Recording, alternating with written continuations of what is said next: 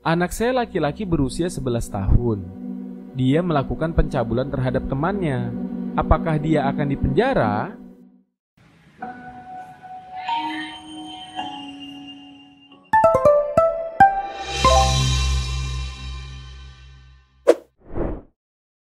Sob, selamat datang di channel Cerdas Hukum. Bersama gue, Bos Kon. Ayo, jangan negatif dulu ya. Kondisi ini artinya konsultasi, bukan ilustrasi jorok lo. Dengerin nih, gue mau ngejelasin permasalahan hukum dari Sohib Justice, biar lo pada paham.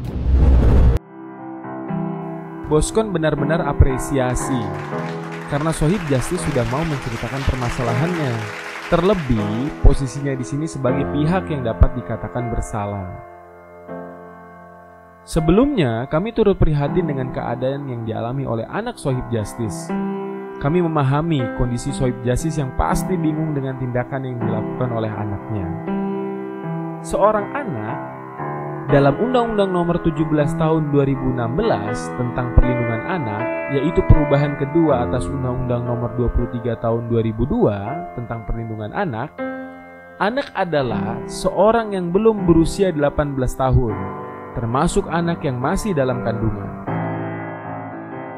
Ketika seorang anak yang menjadi pelaku tindak pidana atau biasa disebut dengan anak yang berkonflik dengan hukum atau disingkat ABH, sebagaimana disebut dalam pasal 1 ayat 3 Undang-Undang Nomor 11 Tahun 2012 tentang Sistem Peradilan Pidana Anak, yang berbunyi, anak yang berkonflik dengan hukum yang selanjutnya disebut anak adalah anak yang telah berumur 12 tahun tetapi belum berumur 18 tahun yang diduga melakukan tindak pidana.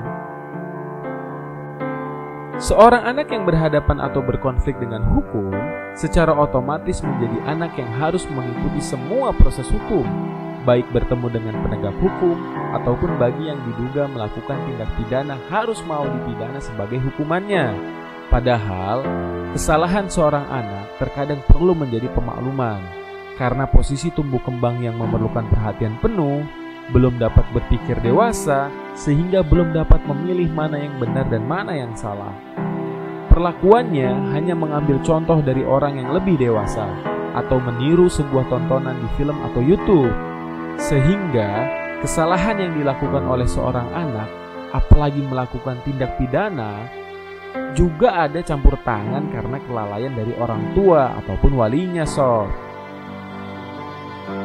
Adapun tanggung jawab sebagai orang tua telah dijelaskan secara rinci dalam pasal 26 Undang-Undang Nomor 17 Tahun 2016 tentang Perlindungan Anak, yang berbunyi, ini ayat satunya ya, orang tua berkewajiban dan bertanggung jawab untuk, pertama, mengasuh, memelihara, mendidik, dan melindungi anak. Kedua, menumbuh kembangkan anak sesuai dengan kemampuannya, bakat, dan minatnya. Ketiga, mencegah terjadinya perkawinan pada usia anak. Keempat, memberikan pendidikan karakter dan penanaman nilai budi pekerti bagi anak. Ini ayat keduanya nih.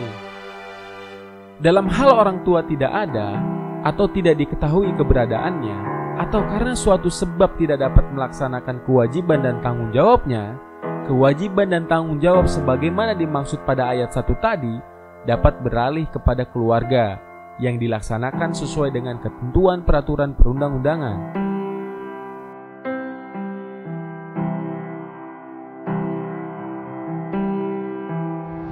Campur tangan kesalahan yang tidak dapat dibantah tersebut membuat seorang anak yang diduga menjadi pelaku tindak pidana juga memerlukan perhatian lebih khusus. Selain itu, orang tua termasuk negara perlu memastikan martabat seorang anak agar dapat berubah secara pola pikir dan tetap melanjutkan pertumbuhannya hingga dewasa.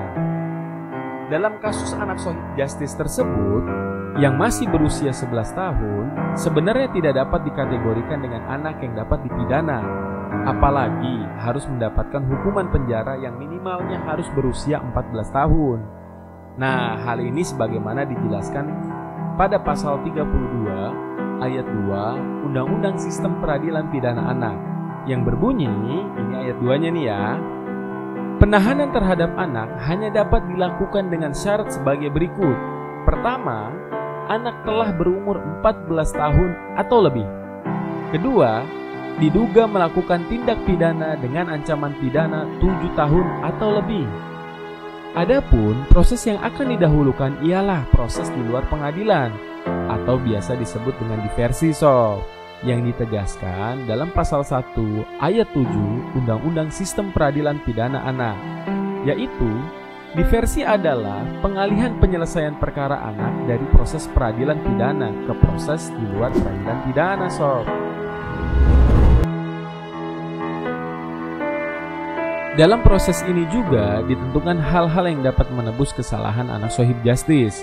Misalnya, apabila anak Shohib Justice perlu mendapatkan pembinaan dan pendidikan yang telah dipersiapkan formulasinya oleh negara. Adapun penentuan pendidikan atau pembinaan yang terbaik diajukan dan ditetapkan oleh pengadilan.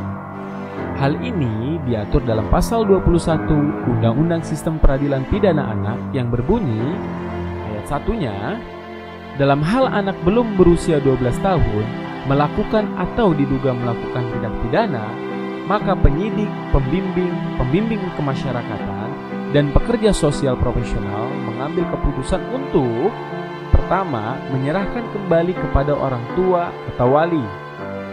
Kedua, mengikut sertakan dalam program pendidikan, pembinaan, dan pembimbingan di instansi pemerintah atau LPSK di instansi yang menangani bidang kesejahteraan sosial, baik di tingkat pusat maupun daerah, paling lama 6 bulan.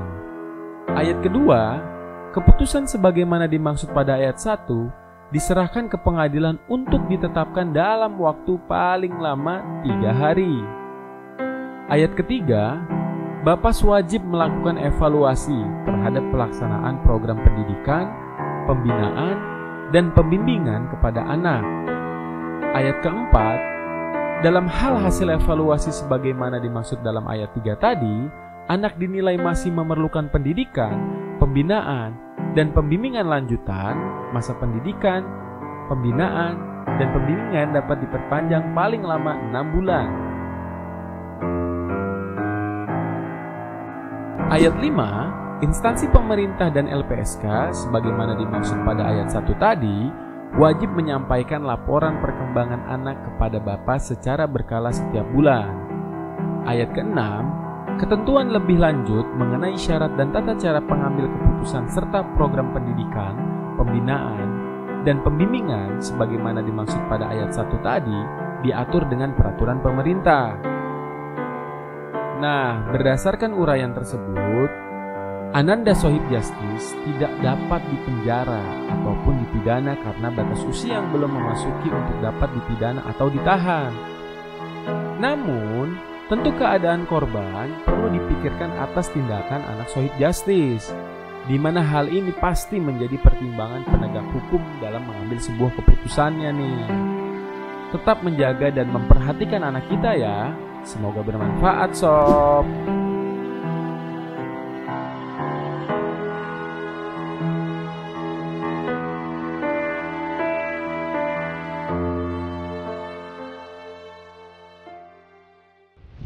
Ingat sob, mendiamkan kejahatan adalah kejahatan.